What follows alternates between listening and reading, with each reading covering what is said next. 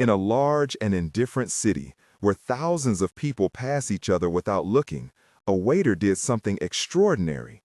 For 15 years, in secret, without anyone knowing, he fed hundreds of hungry people, risking his job, his livelihood, everything.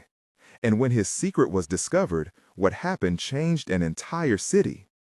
This is the story of James Anderson, 38 years old, waiter for 17 years, single father of a son, a man that everyone saw serving tables but nobody really looked at. James worked at the same restaurant since he was 21 years old, a classic American diner. Nothing fancy, nothing special, just a place where ordinary people ate ordinary meals. Breakfast from 6 a.m. to 11 a.m., lunch from 11 a.m. to 3 p.m., dinner from 5 p.m. to 10 p.m., every day, 5, sometimes 6 days a week, for 17 years. The same tables, the same customers, the same tips, the same superficial conversations. What will you have today? More coffee? Have a nice day. But James had something that most people don't have. He saw beyond the tables. He looked beyond the restaurant. He cared beyond what was necessary. And on a cold November night, 15 years ago, he made a decision that would change hundreds of lives. A decision he would keep secret for more than a decade. November 2008. The financial crisis had just devastated the country. Millions lost jobs. Thousands lost homes. The streets filled with desperate people. James was finishing his night shift, 10:15 p.m. He was exhausted. 8.5 hours serving tables. His feet hurt, his back complained, but he had a 6-year-old son waiting at home. He went out through the back door of the restaurant, as he always did. The alley was dark, cold. The November wind cut like a blade. And that's when he saw a woman, maybe 50 years old, sitting next to the restaurant dumpsters, wrapped in cardboard, shivering from cold. James stopped. Many people would have walked right past. Many people would have pretended not to see. Many people would have thought, not my problem. But James wasn't many people. "Ma'am," he said softly, "are you okay?" The woman looked up, tired eyes that had already seen too much. "I'm cold," the woman answered simply, "and hungry, very hungry." James looked at the restaurant behind him, looked at the woman, looked at his own hands that had served hundreds of meals that night, for people who had money, for people who had homes, for people who would never know true hunger. And something broke inside him. "Wait here," James said, "just a minute." He went back into the restaurant, entered through the kitchen. The chef had already left. The manager was in the office closing the register. The other waiters had left. James looked at the food that was going to be thrown away.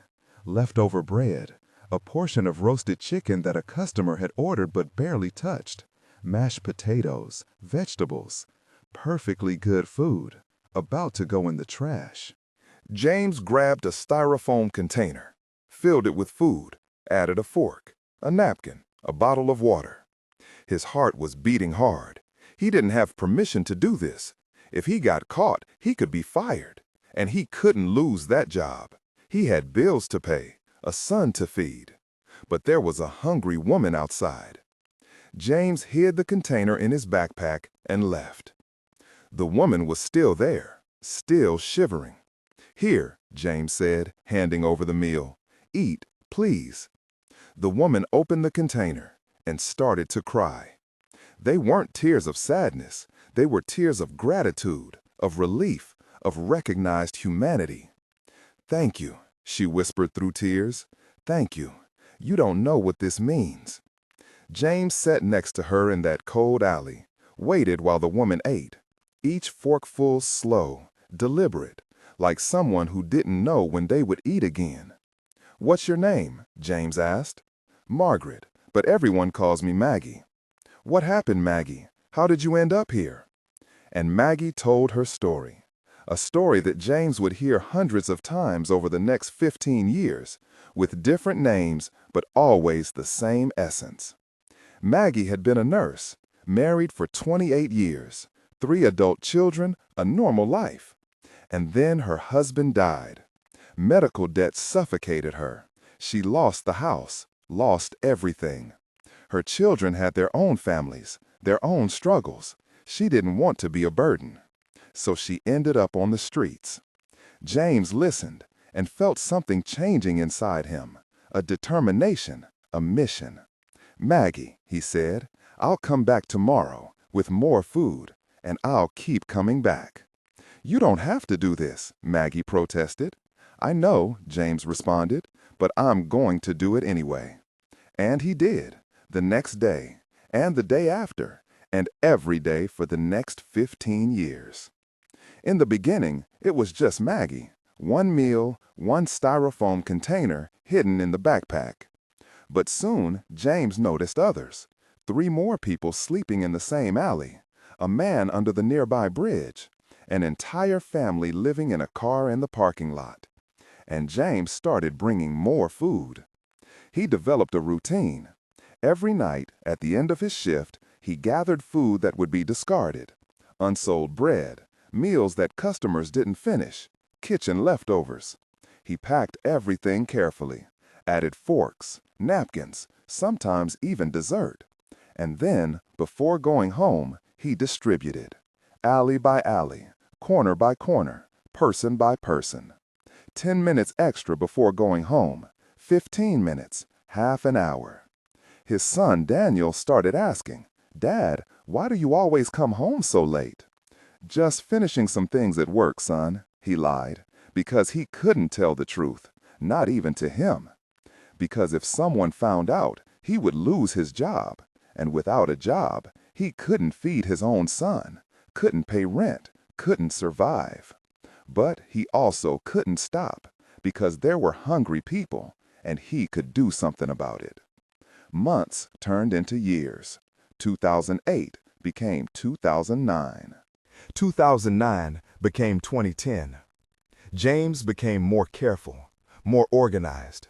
He memorized where each person slept, knew their names, their stories, their needs. Tom, the war veteran with PTSD, always on the same park bench. Maria and her 2 small children living in the car, always parked behind the library.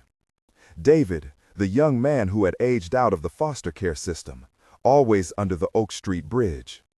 Jennifer, the woman fleeing from a violent husband, always changing locations for safety.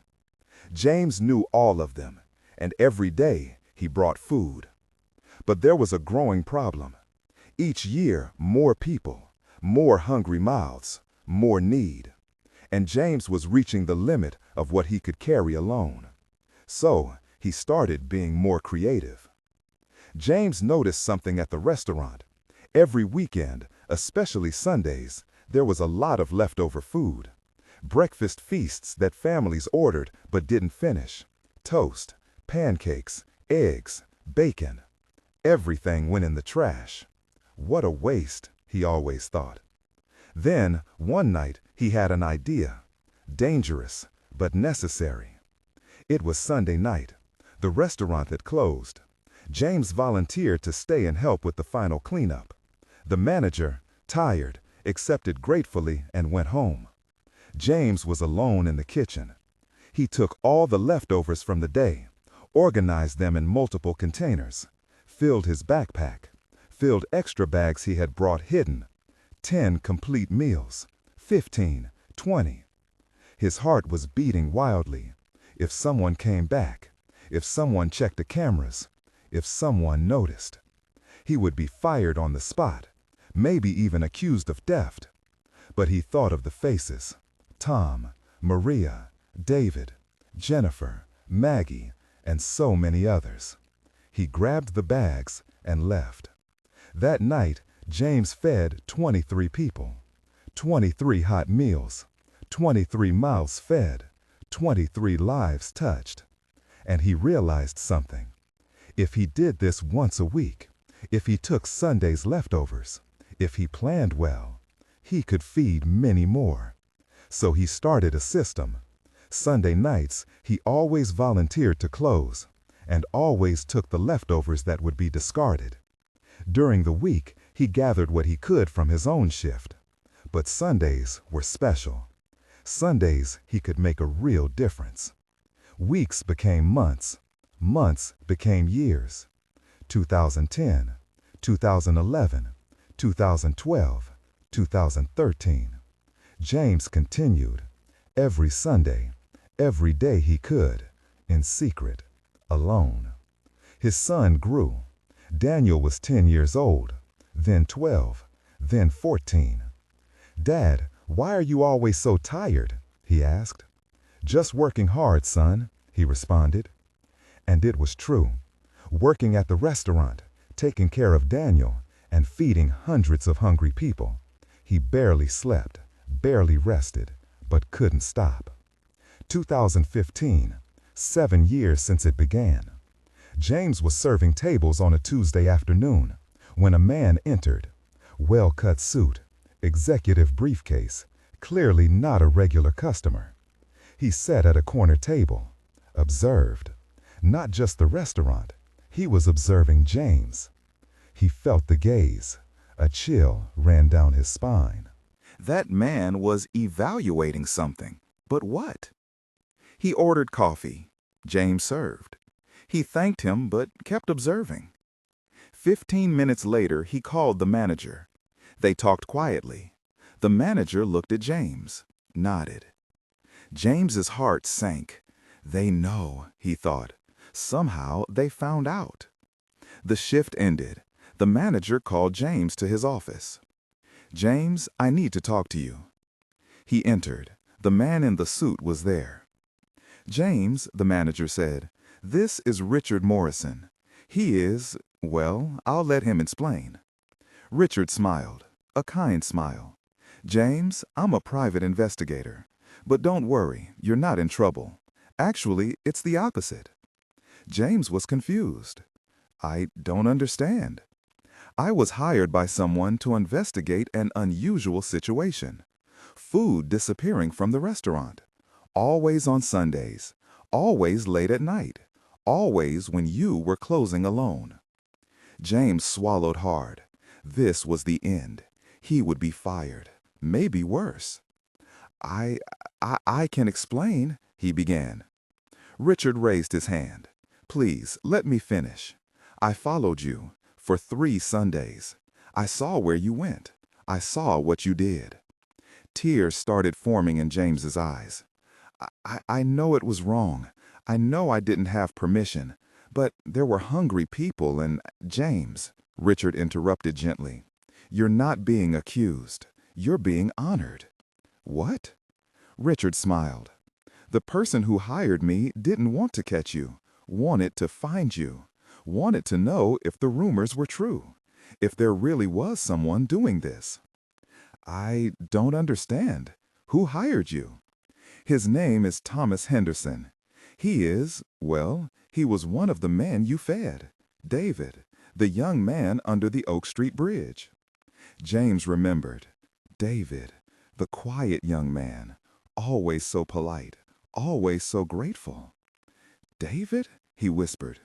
"Yes, but you didn't know his full story. David hadn't just aged out of the foster care system. He had an inheritance waiting for him when he turned 25. A significant inheritance from his biological grandfather. But at 18, when he was put out of the system, he had no idea. He ended up on the streets. 6 months ago, a law firm finally located him. He received the inheritance, more than $2 million. And the first thing he wanted to do was find the man who kept him alive when he had nothing." James started crying. I just gave him food." "No," Richard said softly. "You gave hope. You gave dignity. You gave humanity.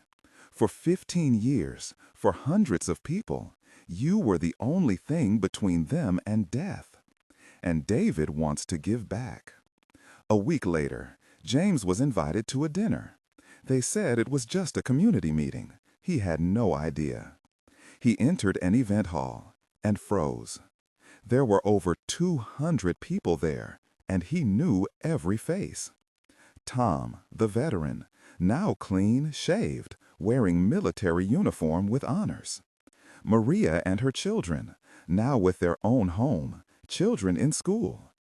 Jennifer, who had fled from a violent husband, now safe, strong, working as a domestic violence counselor. Maggie, the first person James had fed 15 years ago, now with an apartment, reconciled with family. And there at the front, David, Thomas Henderson now, wearing a suit, smiling. James, he said into the microphone, for 15 years you fed us, in secret, risking your job, risking everything. You didn't ask for recognition, didn't ask for reward. You just cared. There are over 200 people in this room today. Each of us was fed by you, some for weeks, some for months, some, like me, for years. And each of us is here to say, thank you. The room exploded in applause. James was crying so hard he could barely stand. David continued, James, you thought you were just giving food, but you were giving much more. You were telling us you matter, you are seen, you are valuable. And today we want to give back. David signaled to someone. A woman entered, a lawyer by the look of it. James, everyone in this room contributed, some with a lot, some with a little, but everyone contributed, and we created something for you. The lawyer handed James an envelope. Inside this envelope, David explained, is the deed to a property, a building. We bought it for you. It's yours, free and clear. James opened the envelope with trembling hands. I don't understand. We're going to turn it into a community restaurant, a place where people without money can eat with dignity. No questions, no judgment, just food and love. You won't have to work at the diner anymore. You won't have to hide anymore. You'll be able to feed people openly, legally, and we're going to help you. James collapsed, not from pain, from joy, from relief, from gratitude. For 15 years he had carried that weight alone, and now, finally, he was no longer alone. James's table opened 6 months later, a community restaurant in the heart of the city. The concept was simple. Everyone eats. If you can pay, you pay. If you can't, you eat for free. No questions, no shame, just food. People with money came and paid. Sometimes they paid extra, knowing it was helping someone. People without money came and were served with the same dignity, the same dishes, the same respect. James was there every day, no longer hiding, no longer alone, with a team of volunteers. Many were people he had fed on the streets. Tom, the veteran, cooked. His hands that once trembled from PTSD now created meals with love. Maria worked in the dining room, her children helping after school. Jennifer managed the finances, her survival experience making her incredibly organized. And David? David not only donated the building, he created a sustainability fund, an endowment that would ensure James's table would never close. In the first 5 years, James's table served over 400,000 meals. 400,000.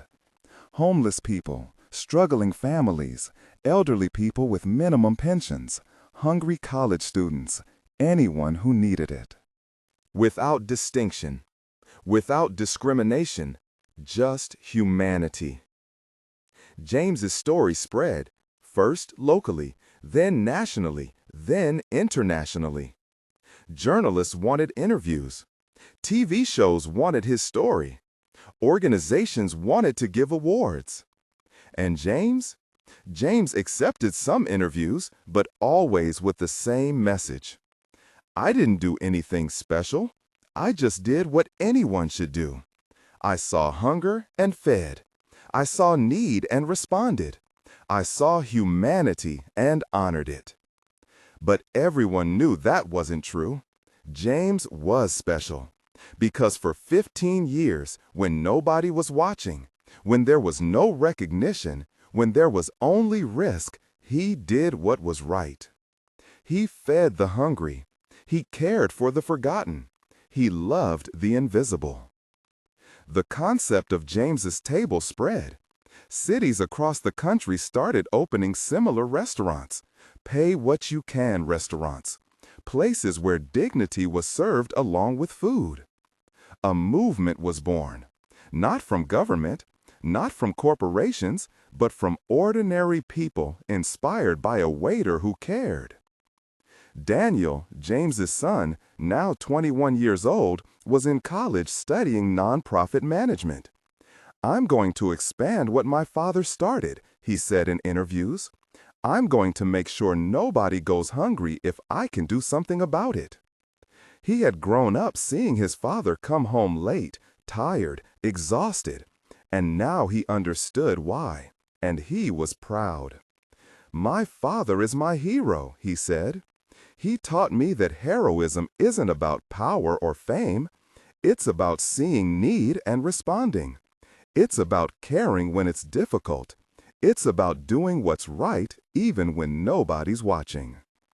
James was at James's table on a quiet afternoon when a young woman entered, maybe 20 years old, dirty clothes, tired eyes, clearly homeless. The young woman stopped at the door, hesitant. I heard that here people can eat even without money?" James smiled, a smile that knew that pain, that shame, that desperate need. "Yes, dear, here everyone eats. Sit down, I'll bring you a meal." The young woman sat, started crying. "Thank you, you don't know what this means." James sat next to her. "Actually, I know exactly what it means, because a long time ago, I was the person giving food hidden in alleys. And I know what it's like to see hunger in someone's eyes." "What's your name?" "Amanda." "Welcome, Amanda. You're home now." James brought a complete meal, hot, abundant, served on real plates, with real silverware, with real dignity. Amanda ate slowly, each forkful reverent, and when she finished, she looked at James. "Why do you do this? Why do you care?" James thought of Maggie, the first person, 15 years ago. The question that changed everything. "Because you matter, Amanda. You are seen. You are valuable. And as long as I can do something about hunger in this city, nobody will go hungry, not if I can help it." Amanda started crying again. "I want to help. When I get out of this situation, I want to be like you. I want to help other people." James smiled. "You will, dear. You will. And when you do, don't forget this moment. Don't forget what it's like to be seen, to be valued, to be loved when the world has forgotten you. And then pass it forward." James Anderson is 53 years old now. His hair has gray strands. His hands show years of hard work, but his eyes still shine with that same compassion he had at 23. He still works at James's table every day, not because he has to, but because he wants to. "It's where I belong," he says. "It's where I can make a difference." Over 1 million meals served now, 1 million moments of dignity, 1 million times someone was seen, valued, fed. And it all started with a waiter, a man, a cold night, a decision to care. So, what can we learn from James Anderson's story? First, you don't need permission to do good. James didn't ask for approval. He didn't wait for someone to tell him it was okay. He saw need and responded. And yes, it was risky. Yes, it could have gone wrong, but he did it anyway. Second, small, repeated actions create massive impact. James didn't change the world in one day. He changed one life at a time, one meal at a time, for 15 years. And those small actions accumulated into something extraordinary. Third, dignity matters as much as need. James didn't just throw food at hungry people. He served with respect, with compassion, with humanity. He treated each person as valuable, and that sometimes fed more than the stomach. It fed the soul. And fourth, no act of kindness is wasted. James thought he was just giving food, but he was giving hope. He was giving dignity. He was giving reason to continue. And those people he fed, they spread that kindness. They created movement. They changed the world. One act, one person, infinite consequences. Where are they now? Maggie, the first person James fed, is 65 years old now. She works at James's table as a volunteer. James saved me, she says. Now I help save others. Tom, the veteran, opened his own food truck. Half the meals he sells are donated to homeless veterans. James showed me how to serve again, he says. Maria and her children have their own home now. Her children are in college. We survived because someone cared, Maria says. Now we care about others. David, or Thomas Henderson, used his fortune to open 15 James's tables in different cities. James fed my body, he says, but more importantly, he fed my hope. And James still serves tables, but now with pride, openly, with a team, with support, with love. I didn't do anything you can't do, he says in speeches. I just paid attention.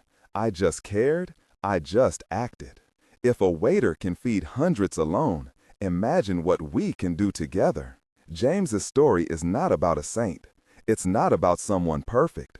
It's about someone who saw need and didn't turn away. Someone who risked the little he had to help those who had nothing. Someone who, for 15 years in secret, was the difference between life and death for hundreds of people. A waiter, a single father, an ordinary man, an invisible hero. And now, the question for you, what will you do? Will you walk past the hungry person on the street? Will you ignore the need around you? Will you wait for someone with more money, more time, more resources? Or will you do what James did? See need, care, act. You don't need to feed hundreds. Start with one. One meal, one person, one act of kindness. James started with Maggie, one woman, one meal, one cold night, and changed the world. What will your beginning be? This was the story of James Anderson, a waiter who fed homeless people in secret for 15 years. But maybe it's also your story, the story you have yet to write. Because invisible heroes are everywhere. Sometimes they serve tables. Sometimes they serve humanity. And sometimes they are you, just waiting for the moment to act. James found his moment. What will yours be? The end.